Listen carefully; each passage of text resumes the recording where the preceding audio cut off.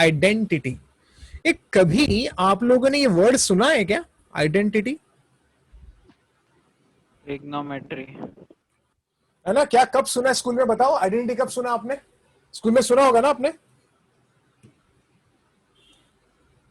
अरे सुना है क्या, हाँ या ना, कुछ तो बोलो, टेल मी समथिंग। हाँ Rahil Kothari. It's like sin square theta plus cos square theta equals to 1. वो आइडेंटिटी है, राइट? Yes, sir. उसको आइडेंटिटी क्यों बोलते हैं? Reason? It's equal to 1. No, no, no, no. But That's there not the always reason. It holds satisfies the values for any value of theta. हाँ, very good पूरव दोषी, very nice. मैं आपको बताता हूँ आइडेंटिटी क्या होता है, यहां देखो. If I write 5 into x minus 1 equal to 5x minus 5, ये जो मैंने लिखा है ना आपके सामने, ये भी एक आइडेंटिटी है. Why this is an identity? Because this is true for all. This is known as for all, huh? For all. The symbol that you see is known as for all. And epsilon means belongs to, everybody knows. So now this is an identity. This example that I have written here is an identity because this is true for all x belonging to real number. Do you agree? yes sir. आप x कुछ भी put करें true ही होने वाला है. Do you agree? अरे Yes, दूसरे लोग sir. तो बोलो, हाँ बोलो. दूसरे लोग किधर गए? Yes, sir. Yes, sir. तो ये आइडेंटिटी है. Similarly a plus B the whole square equal to a square plus 2ab plus b square, ये भी एक आइडेंटिटी है. ये आइडेंटिटी क्यों है? Why? Because it is true for all values of a and b, है ना kids? Yes. Yes, sir. Similarly, a square greater than or equal to 0, ये भी एक आइडेंटिटी है. Isn't that true? Yes, sir. Because it is true for Yes. all values of a, है ना? That's why kids, when you say sin square theta plus cos square theta equal to 1 is an identity because it is true for all theta belonging to real number. Yes. अब शायद लोगों को समझ गया होगा identity क्या होता है ना किड्स? आप लोग हाँ नहीं बोलेगे तो मैं कुछ आगे नहीं बढ़ने वाला, है ना किड्स? या Yes, sir. Good, very good. अब चलो एक अच्छी चीज आपको सिखाता हूं या बताता हूं मैं. So या tell me. so but then by that logic 1 plus tan square theta is equal to sec Even that is an theta identity, not yes. an It's so but a, that's not an identity because theta can't be pi by 2. but it's an identity in its domain. In its domain. Okay sir. Gautam Pillai, it is an identity in its domain. In its domain मतलब क्या होता है? Theta belongs to all real number except what? Odd multiple of pi by 2. समझा ना? Yes sir. You don't include the values like pi by 2, 3 pi by 2, 4 pi by 2.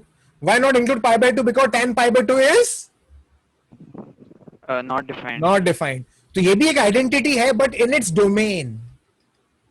Is it okay? Yes sir. ठीक है, अब आगे बढ़ते हैं. Let's go ahead. हाँ, अब मुझे बताना क्या किड्स. चलो मैं आपको एक सवाल पूछता हूं. Okay, about quadratic. हाँ, तो आप लोगों को मुझे जवाब देना है अबाउट क्वाड्रेटिक. ठीक है?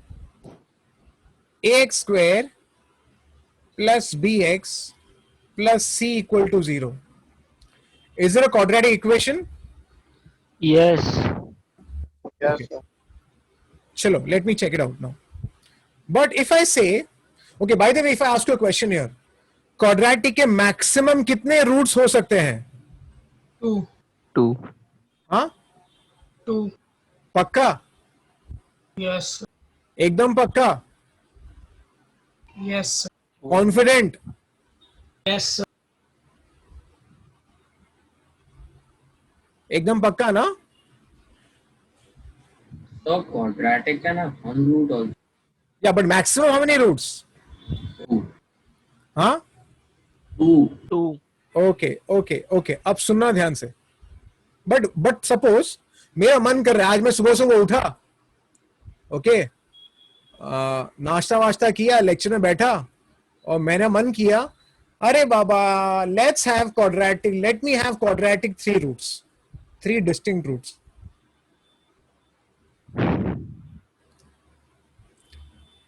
Can this guy ever have 3 distinct roots? No, sir. No, sir. Confident? Yes, sir. Yes. Yeah, quadratic cannot have 3 distinct roots, but only in one case, one exception. Want to see the exception?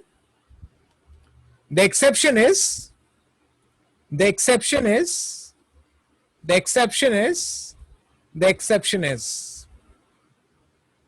now look at this equation. This actually is 0 equal to 0 only. But don't you think here x I can put anything? So, but this is not a quadratic. Yeah, but it is some equation, right? Yes, sir. So can I put x as anything? Yes, sir. Can I put x as 1, 2, 3, 4, 5, anything? Do you agree? Yes, sir. Yes, sir. So if I put anything, still the equation getting satisfied. Do you agree? Yes, sir. So in reality, this guy cannot have 3 distant roots. हाँ के नहीं? अरे हाँ के नहीं? Awesome. Yes, sir. Yes, sir. But still, if suppose somebody tells you, no, it is having more than 2 roots. It is having more than 2 roots. Then what you should conclude out of it? It's an identity. At that time you should conclude that it's an identity. हाँ के नहीं? And it will be identity only when A equal to B equal to C equal to what? 0. So in short, if the equation, I'll just specifically write a quadratic, chalo. For the time being, quadratic is satisfied by more than what? More than what? 2 roots. 2 distinct numbers. If a quadratic is satisfied by more than 2 distinct numbers, then that equation becomes an identity. At that time, all the coefficients will be what? 0. What? 0. Now read the note, it will make sense. Any polynomial equation of how many degree? N. N degree is an identity if it is satisfied by more than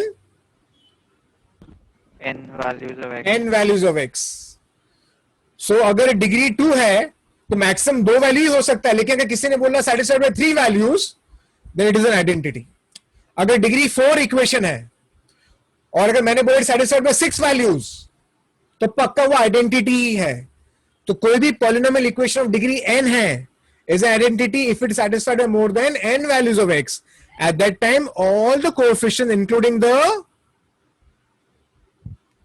constant term is what? 0. 0.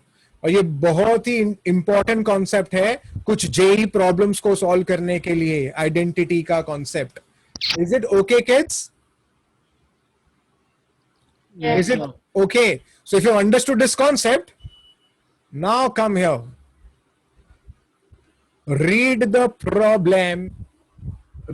यहाँ पर कुछ correction है शायद. It is not 40, it is 4A होना चाहिए था. Yeah, there is a correction here. एक minute.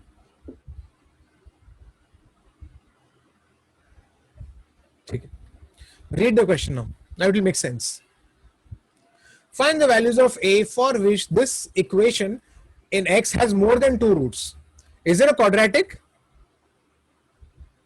Yeah. Yes, sir. Yes. Or quadratic can have maximum 2 roots only. But if they are saying it is more than 2 roots, then pakka this is an Identity. identity. And since it's an identity, all the coefficients should be equal to what? Zero.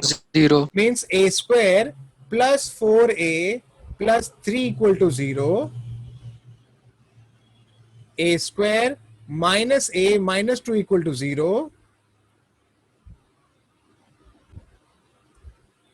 And a plus 1 into a equal to 0. Is it okay?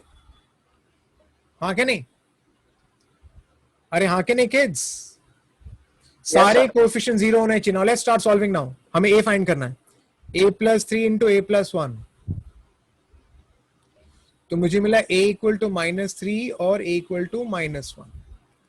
This will be a minus 2 into a plus 1. So a equal to 2 और a equal to -1. यहाँ पर a is equal to 0 और a equal to -1. And means तीनों में common कौन सा है? तीनों में कॉमन कौन सा है? -1.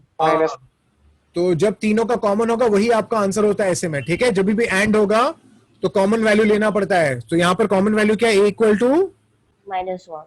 -1 is the answer. So when a is -1, this will become an identity. Is it okay? Yes, sir.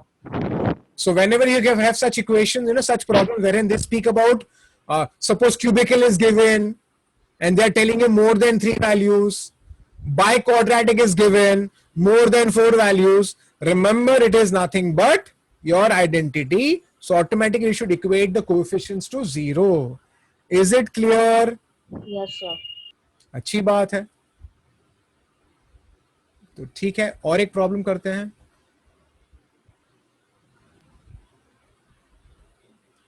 Can we solve this problem? यहाँ पर एक करेक्शन है. कहाँ से आया? हाँ, यहाँ पर ना ये ना x नीचे है. आई थिंक यहाँ पर गड़बड़ हो गया. रुको, मैं इसको पहले रब करता हूँ.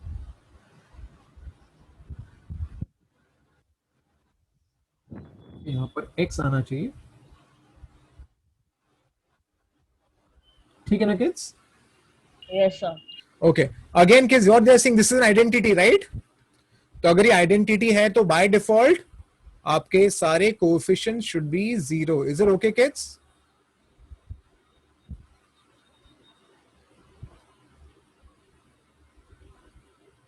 सो I get a equal two plus और -1. यहाँ पर a इज इक्वल टू 1. यहाँ पर a will be what? -3 and -1. So I get a is equal to 3 or a is equal to 1. Is it okay? So what is the final answer, kids? A is equal to 1. That's it. ये आपका answer हो गया. I hope you all understood, kids. Yes, sir.